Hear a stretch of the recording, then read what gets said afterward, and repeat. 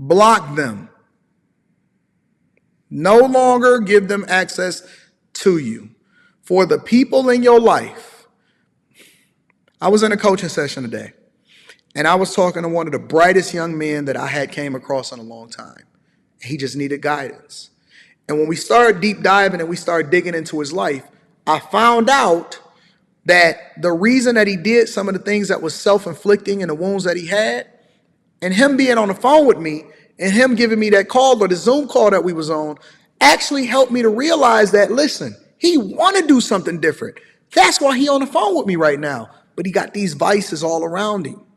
And so the hour or the hour and a half that we have a conversation is not going to be enough when he got people beating on his door every single day, influencing him subconsciously and consciously, influencing him and prodding him and pushing him and having peer pressure on him to do the things. If you around smoke all day long, at the very least, you're going to get secondhand contact.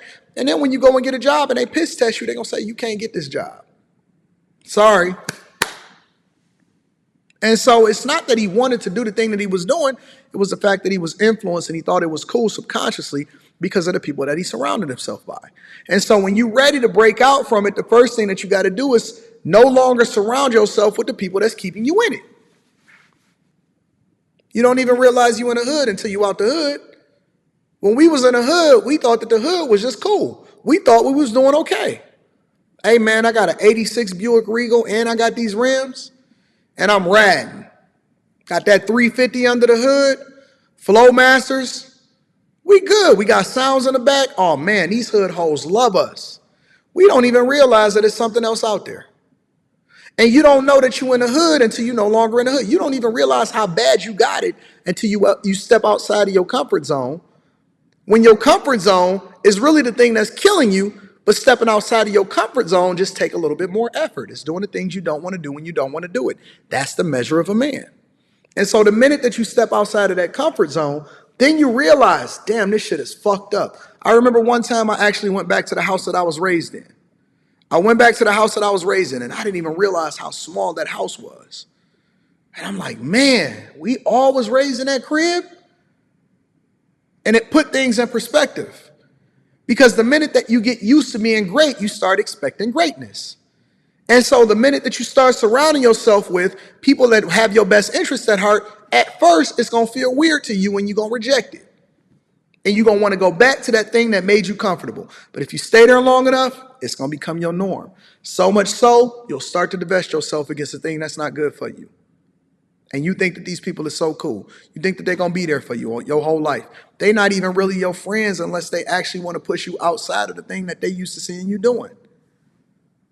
But you so busy people pleasing. So busy trying to stay in the hood. So busy trying to keep it real. You're going to be keeping it real broke. You're going to be keeping it real single.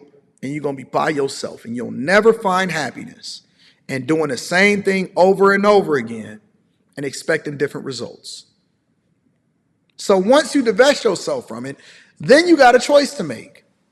Because I talk to people all the time and they take the talking points and they take the things and the advice that I give them and they don't really know how to apply it. It's not applicable. And so now they're creating chaos and disruption in their house because we missed a step. I'll admit, I'm going to bring myself to the front of the congregation. I give you the information. I give you the advice. But the application is what we've been missing.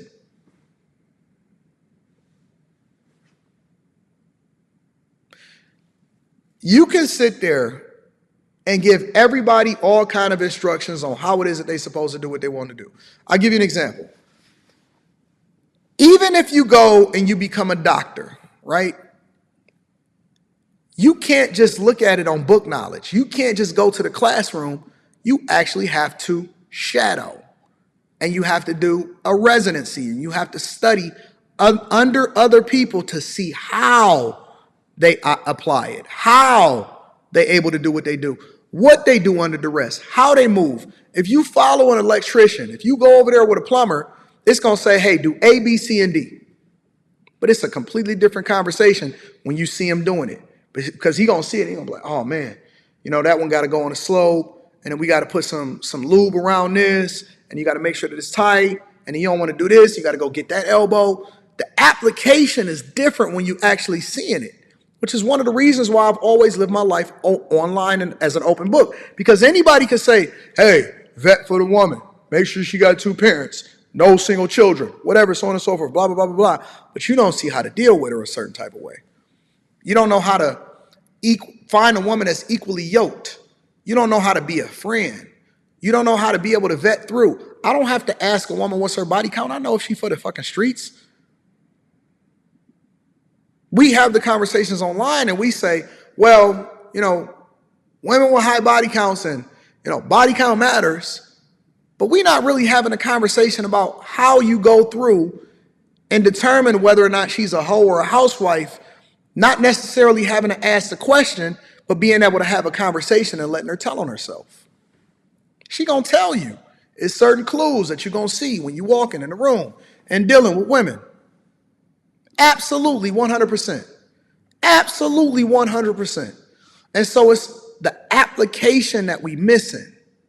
When we tell women, hey, you got to be in your femininity, you got to be peace. What the fuck does that look like? What does that look like? What does it mean to live in your femininity and be his peace? What does that mean?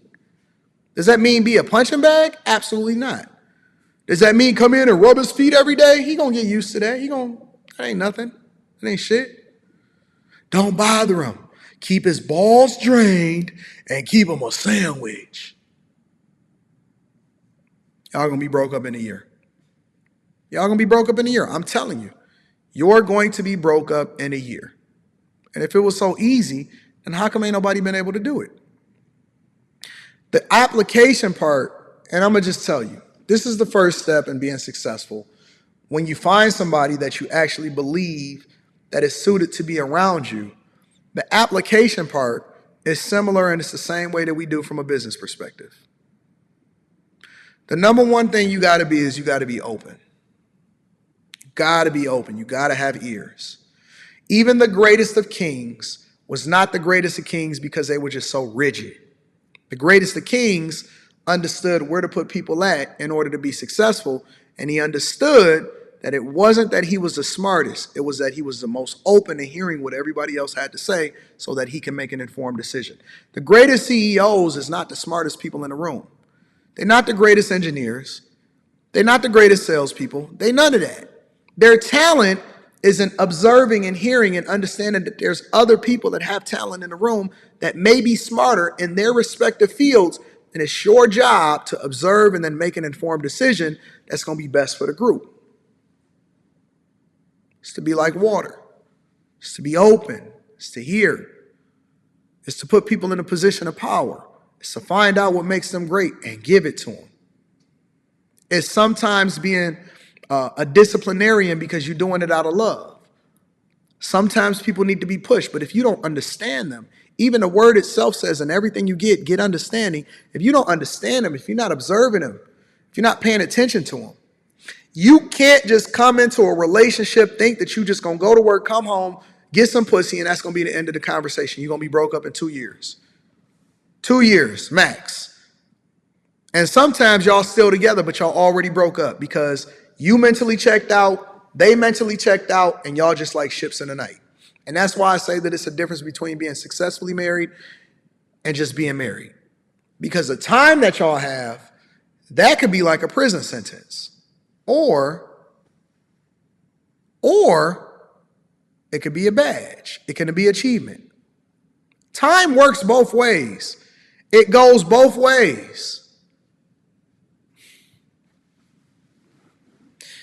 It goes both ways. Some people doing their time and they can't wait for it to be over. That's called a prison sentence. That's similar to you going to prison. You just doing time every single day. You with each other because you've been with each other. That's just what you're used to. And sometimes you get so used to it, you then get institutionalized. And some people are in their relationships institutionalized.